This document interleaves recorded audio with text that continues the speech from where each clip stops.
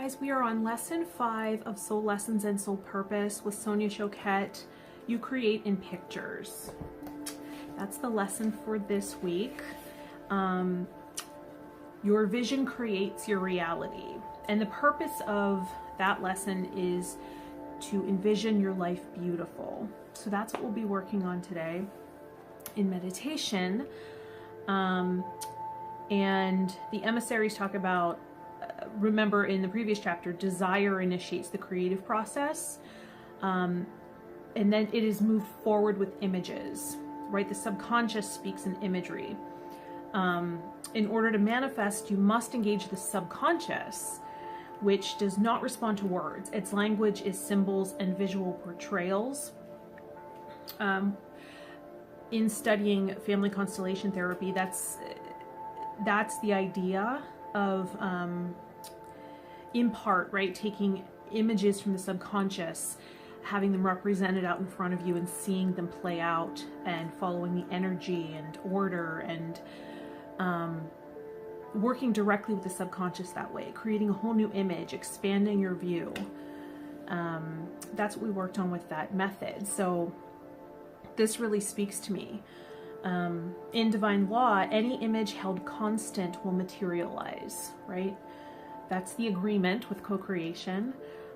Everything in the physical world is the result of a long-held vision. So look at your surroundings and take note, and know that it began in someone's mind, right? They held the vision, and now it's here in the material world. And unless you hold a clear image of what you intend to manifest, it will not materialize. So we have to hold the image. We have to remain focused.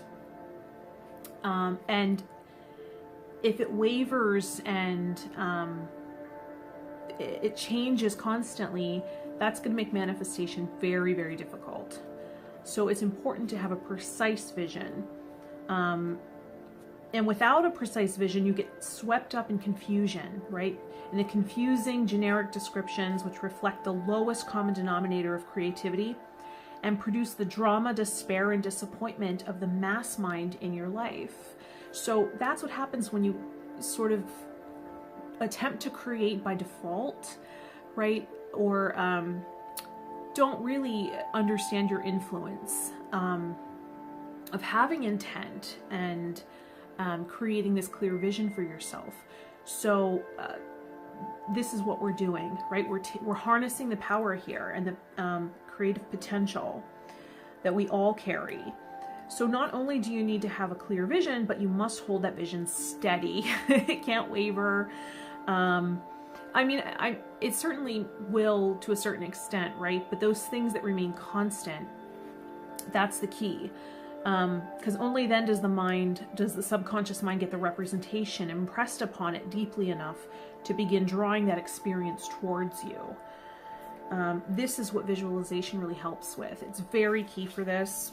It's why I wanted to include visualization and vibrational tools to help us entrain that and really anchor it in, right?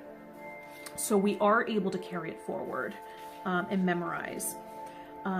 So remember, we described, the emissaries in the last chapter described thought as the vehicle, or one of the previous chapters. Thought is the vehicle of creativity, emotion is the fuel, and desire is the foot on the gas pedal, right? But vision is the destination. So we have to have a clear destination of what it is we're seeking. That can be an emotional state, right? It doesn't have to be a physical manifestation. It can be an emotional state that we're seeking. Or a consistent feeling, right? It's not uncommon to have a strong desire, yet hold a picture in your mind of just the opposite, right? I do this all the time. It's a little scary, some of those intrusive thoughts, right? But when we meditate and we visualize consistently, we're training our minds. We really do have to train it. We may want to create something new, but we so often get stuck on the image of what we've already developed in our lives and cannot move beyond it. This is so true for so many areas of life, and seeing clearly and in detail shapes the physical world. we'll be working on that in meditation. So the emissaries suggest we reflect again on your present life. Which areas are satisfying and which are not. So think about that and get an idea of something you'd like to work on. What's priority for you to work on right now? Because we'll be working on that in meditation. Do you recognize a correlation between the clarity of your vision and level of success? Are there aspects in which your imaginings may be vague or contrary to your intention? Probably very much so. I mean, we really do have to focus and really exercise this muscle. It's very, very challenging to be on point all the time, especially when it's been anchored in by our physical reality, right? If your vision is vague, there is no creation. You know, if it's fuzzy, if it's hazy, we want to really, really get some clarity there. So many people fail to manifest intentions of prosperity, abundance, even health, because what we're not realizing is desire is not enough, because while we may long for happiness, we may hold a vision of prolific trouble. It's just what we're used to. It's our comfort zone. It's familiar. So anything other than that might feel uncomfortable, right? So there's something we need to shift internally there. If meeting basic financial needs is a struggle, it may be difficult to envision prosperity. It's unfamiliar territory. We might not even know what that looks like or feels like.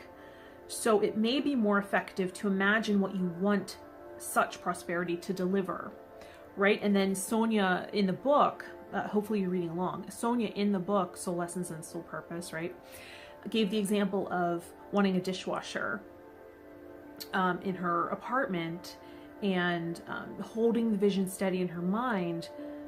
She had a very clear vision of the model she wanted and everything, but they were, she and her husband were having financial difficulty, so it wasn't something they could really afford. They didn't have a lot of disposable income. So she held the vision in her mind, and eventually it went on sale, and then after that even the landlord offered to pay for it. So it just ended up working out. And it's not our job to understand how it's going to happen, right? That's the trick too. Often our ego wants to come in and say, this is impossible. How is this going to happen? Or play a part in its materialization. And that's not the role of the ego.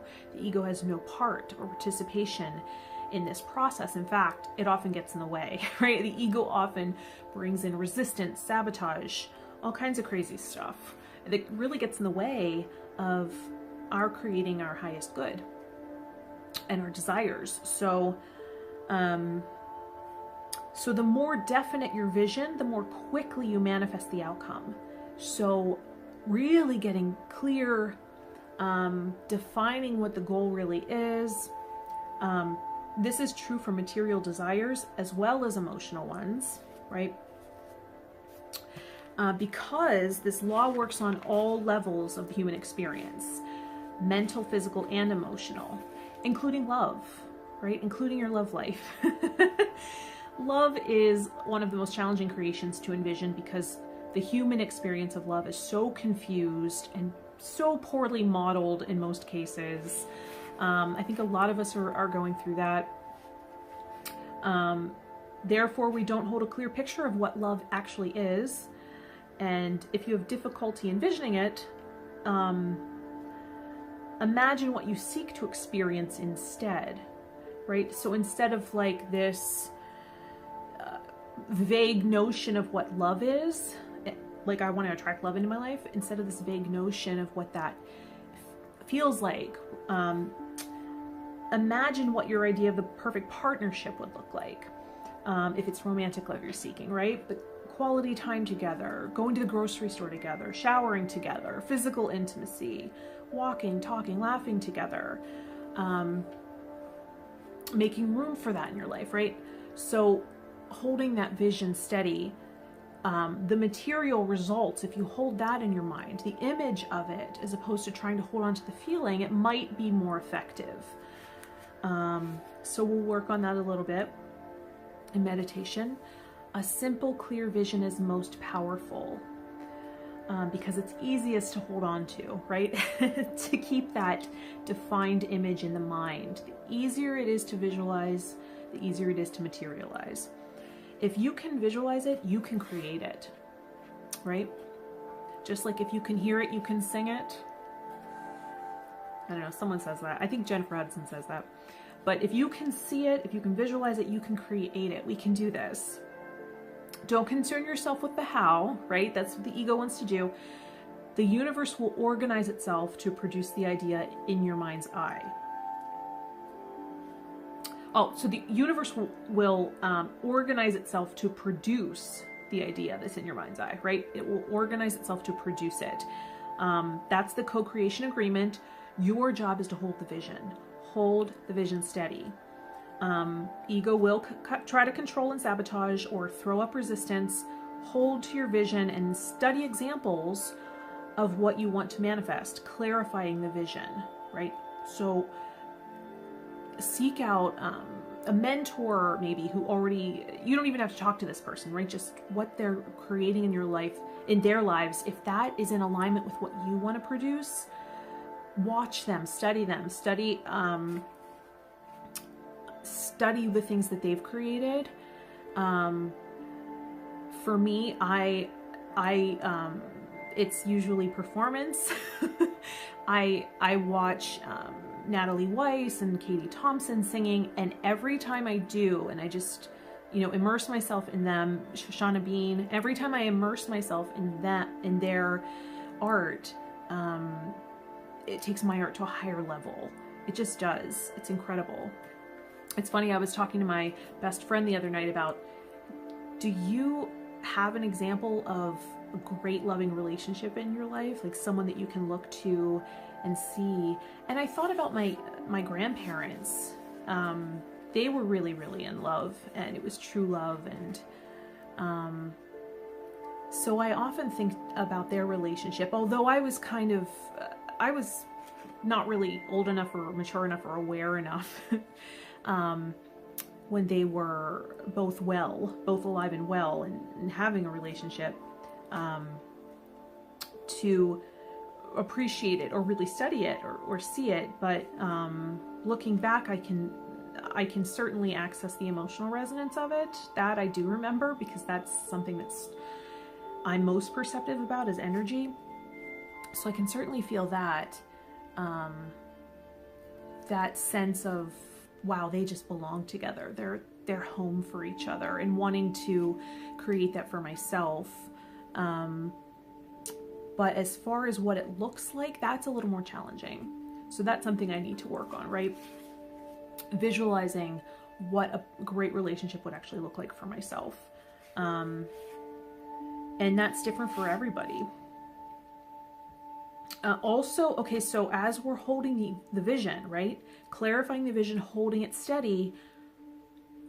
If you want to manifest this, you cannot talk about this vision to wet blankets. I don't think she talked about this. This is my thing. Like, you cannot discuss it with people who are closed-minded, who don't understand this process, who don't understand vibration and resonance, who don't have the, this is why we seek mentors in these areas, right? People who have produced and created in the way we seek to, because, friends, family, they have a vested interest in keeping us where we're at, right? Because they're in our lives right now. And who knows what would happen if, this is human nature, right? Who knows what would happen if we found that incredible success? That means we might not be available. So you have to find people who are also holding the vision for themselves and creating a great,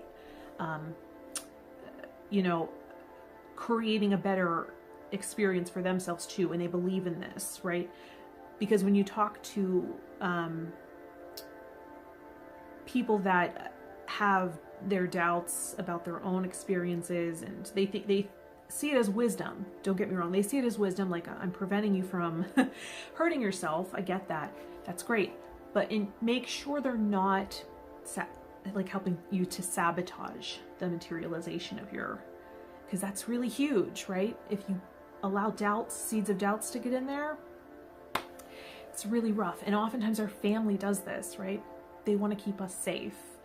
But that's, you know, not in alignment of taking the big risks that will give us the rewards that we're seeking. So sometimes it's better just to keep the manifestation to yourself and keep it secret, keep it hidden, and hold the vision steady, and don't share it too much, because, you know, other people's opinions will dilute it, first of all. And also people that are doubters may be harmful to this process. So it's always better to just hold it for yourself, and maybe find a supportive community where it's not so personal, right? Like maybe you're all on a spiritual path, but you're not best friends. Sometimes that's more helpful, because then there's less at stake if you find great success and move on, right? There's less at stake, so there's less of a temptation to sabotage. Or maybe you're fortunate enough to have, or you've created relationships in your life that were really supportive of this process for you. That's amazing. That's beautiful. In that sense, you don't have to be so guarded about this and protective.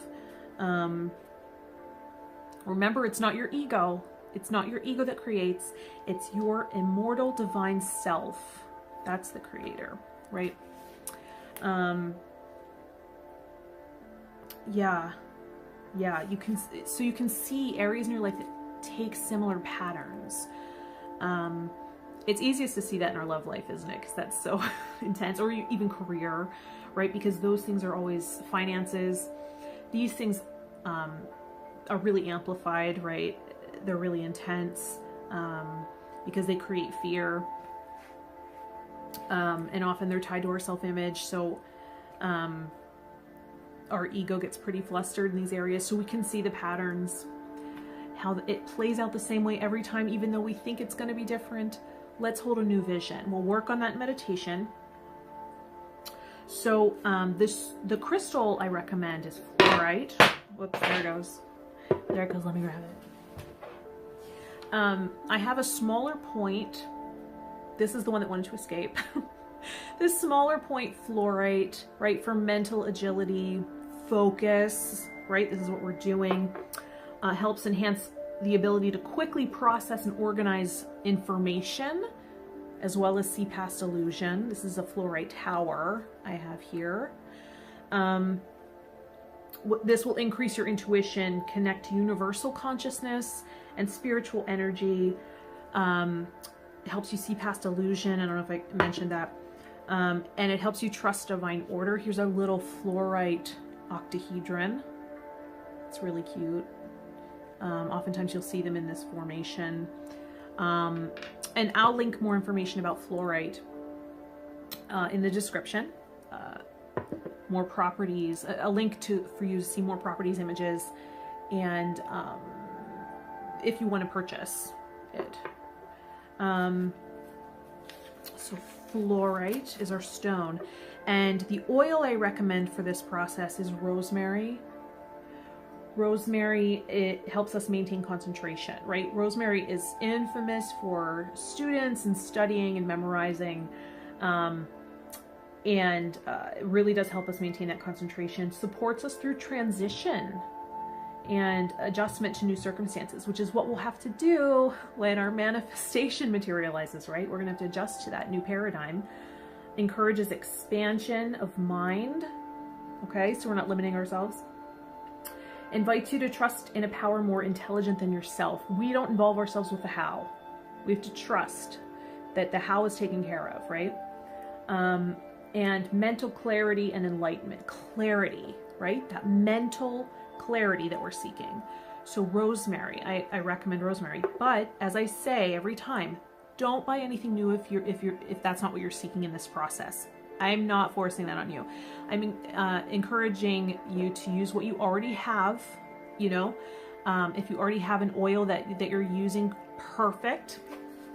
We're working with the weighted eye pillow or a diffuser. I'll link a diffuser, my favorite diffuser, in the description as well if you're interested in a diffuser. I'm diffusing rosemary right now to help me with this process and concentrate. but you can use a weighted eye pillow as well if you don't want to invest in a diffuser at this time. Or, you know, however you want to work with it is perfectly fine. Again, I was talking about using the eye pillow because it resensitizes us. It helps take out the stimulus of light and resensitize you and really help you get in touch with that inner vision without distraction, and get into a deeper state for meditation. And yeah, so go ahead and drop the oils onto the pillow, your eye pillow, if you haven't already. When you're working with fluorite, if you have a big tower, again, remember, we have options with crystals, right? We can actually either hold them in our receptive hand or put them on a chakra. You may find that fluorite wants to go on your third eye if you have a smaller piece, like a little octahedron, and you can hold it steady with the eye pillow. That's what I tend to do, especially when it's a little bit oddly shaped, like the octahedron. I'll put this on and then put the eye pillow right on top, so it kind of keeps it steady. Dual purposes with that eye pillow, right? You know, a little point here. When I was working on this chapter and the write-up on it last night, I put this right in my bra, right? You can put it right on your chest. And the termination helps focus the energy up, whatever direction you want it to go in. We're going to want it to go up because we're working with the mind and the mental processes. So if you have a smaller piece, it might want to go there. Feel it out. Use your intuition. That's what we're doing here. There's no wrong way unless it's creating discomfort or pain, but then you know, right? You know, okay, let me move this because it's creating discomfort or pain. All right, so your oil should be absorbed into the eye pillow now. Let's get ready for meditation. Go ahead and lie back, recline.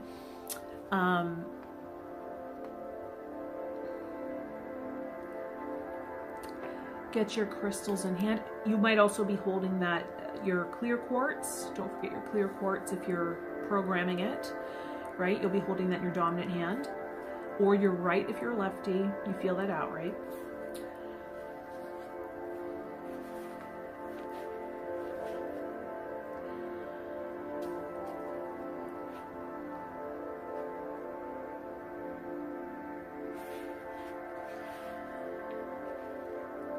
So just take a couple deep breaths as you relax into whatever position. You may be seated with an aligned spine, right? You want to stretch that spine, so tailbone tucked down, or tailbone back to the very back of your seat, right? So it supports your alignment. Or you're lying or reclining. Place your crystals, your eye pillow, and feel whatever's holding you up take all of your weight. Don't help it hold you up at all. Notice where you want to help it, right? Or you're pulling up, or you're resisting, relaxing. Breathe into that area and feel the tension melt away. And then feel yourself relax down.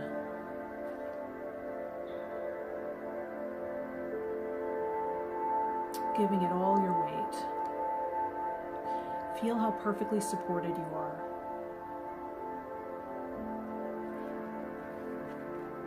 You're also perfectly supported in this process.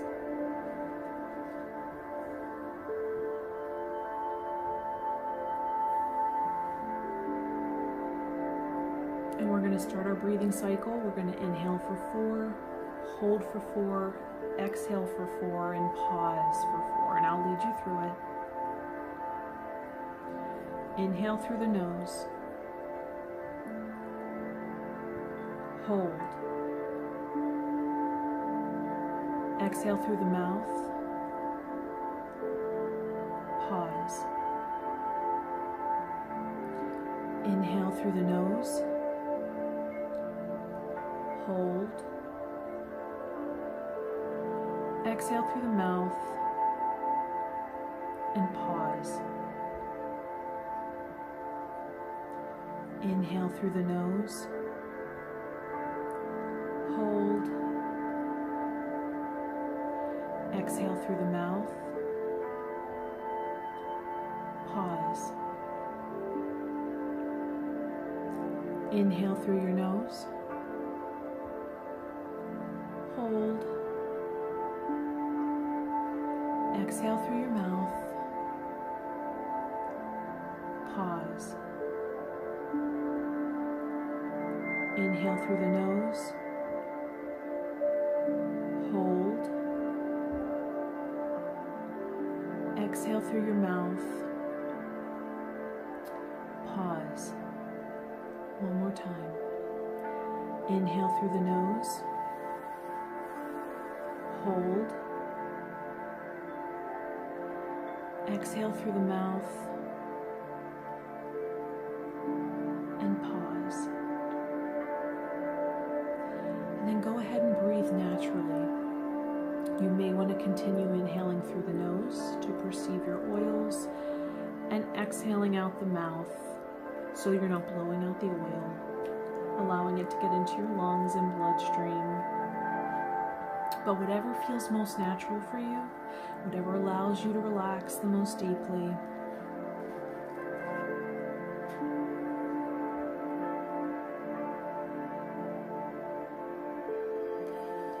We're working with the affirmation, my vision creates my reality, and I now envision my life beautiful.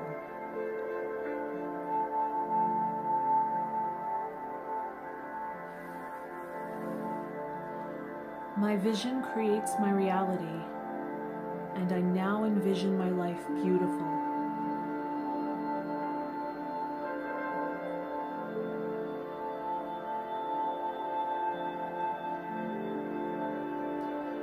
My vision creates my reality, and I now envision my life beautiful. Feel that resonating.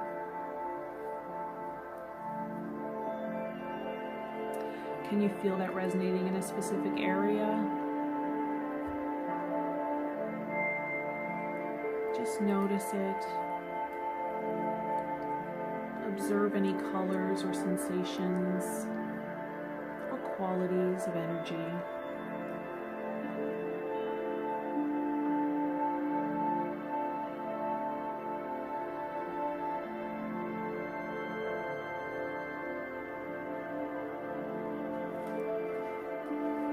Take a couple deep breaths.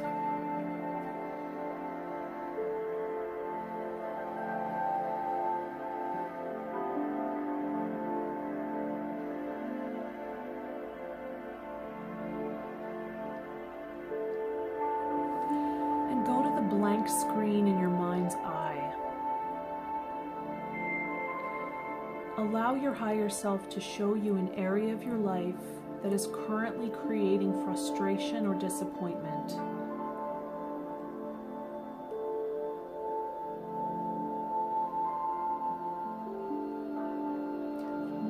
What aspect of your life is priority to shift right now?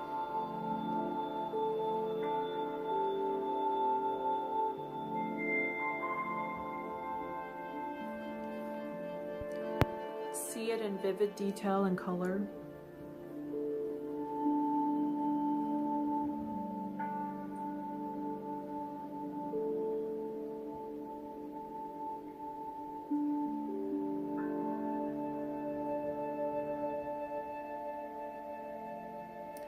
Now focus on the details that need to be changed, shifted, tweaked, even discarded completely. Allow your higher self to reveal those to you now.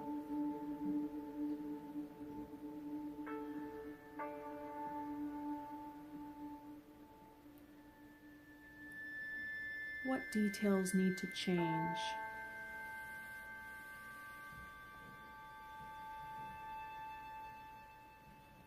Zoom in on these details now in your mind's eye. Allow the image to expand.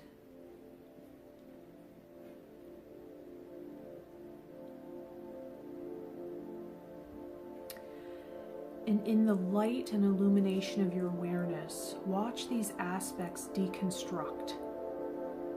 They might melt away, dissolve, break apart and scatter in the wind, wash away, fall away into the earth to be recycled, maybe even shot into space, never to be seen again. Allow it to happen.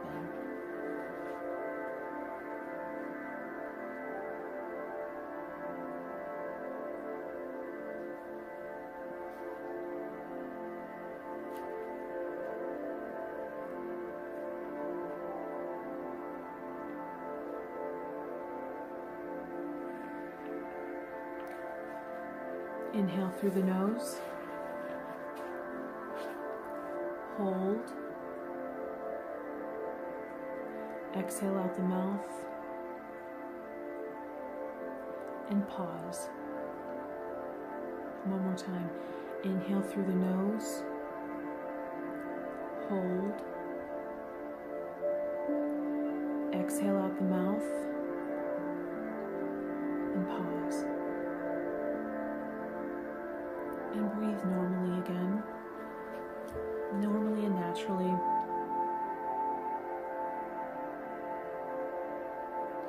Now revisit that area of your life without the unwanted details that you just deconstructed. Observe the aspects that remain.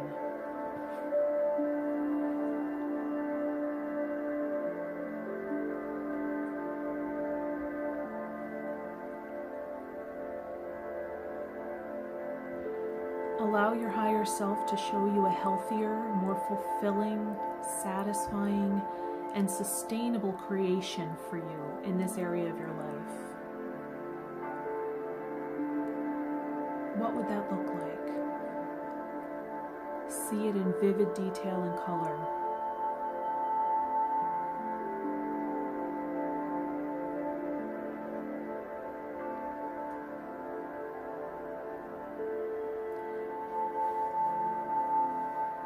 What is the emotional resonance? How does it make you feel?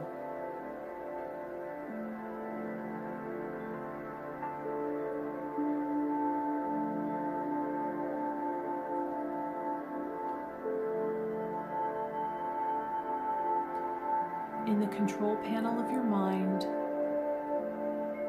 find the dial and turn up the levels of satisfaction, happiness, fulfillment, and love. Turn the levels all the way up.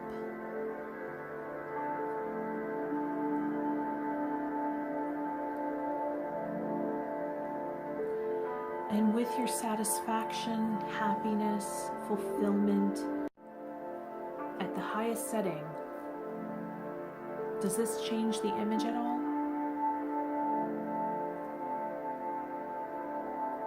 Does this change the imagery that comes in for this aspect of your life?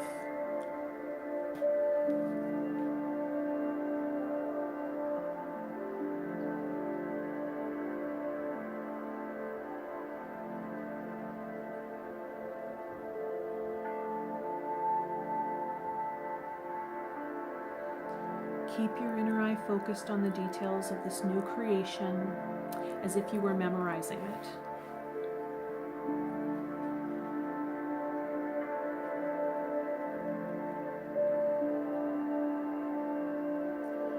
Take a deep inhale of your essential oil through the nose to help anchor this in and keep it in your mind so you can recall it with ease anytime you inhale this aroma.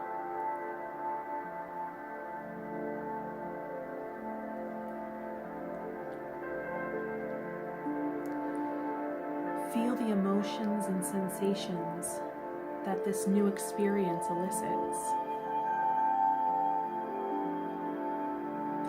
Allow this resonance into every cell of your body.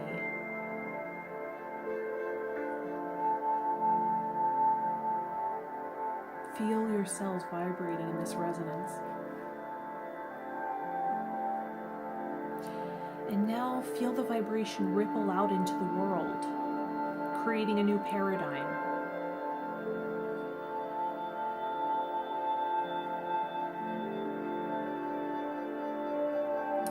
As the vibration leaves your energy system, release it, detach from it so that it may travel far and bring only resonant matches back to you as you remain in this state.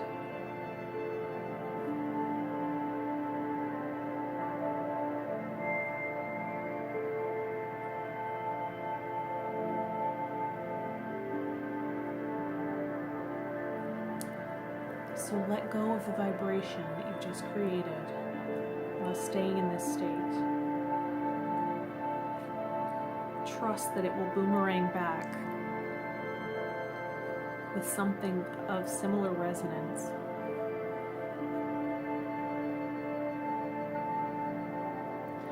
Stay in this resonance as long as you need.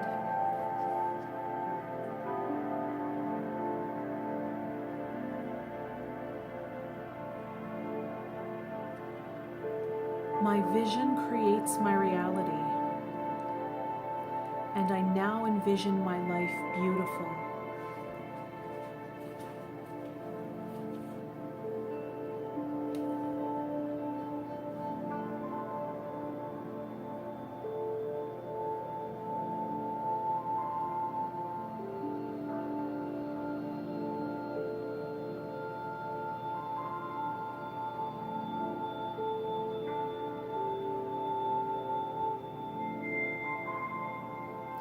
And so it is.